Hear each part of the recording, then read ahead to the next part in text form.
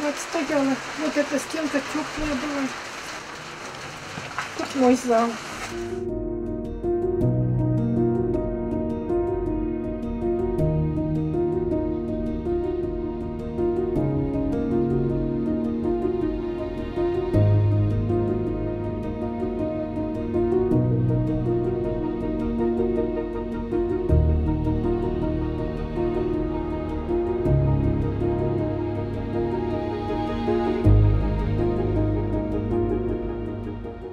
Начала соседям тарабанить, сильно стучала, орала, кричала.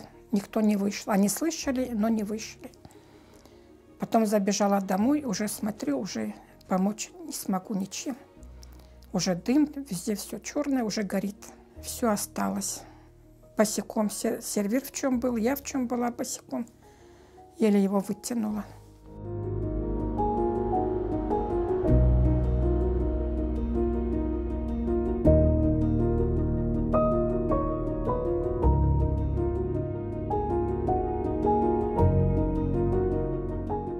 Я везде с ним, везде с ним.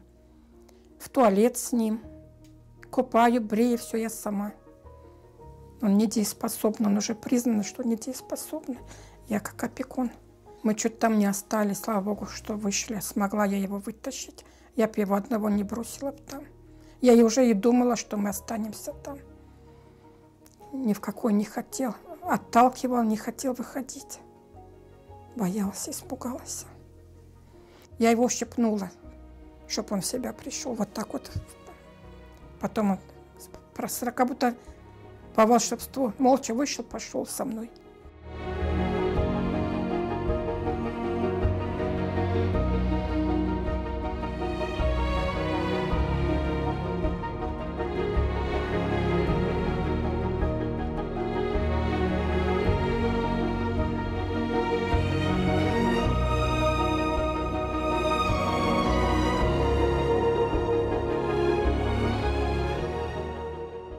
Я эту времянку как кладовку использовала, потому что она вся лопнутая, на земле построенная.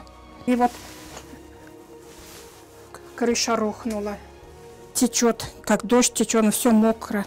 Предложили здесь на кухне пожить и на очередь становиться. Здесь света нету, печки нет, все стены мокрые, без фундамента дом. Здесь у меня мука стоял, мешок. Так крысы перерыли весь пол. Вот здесь под шифером тоже пола нету, дырки. Здесь пола нету, там пола нету. Здесь тоже везде трещины.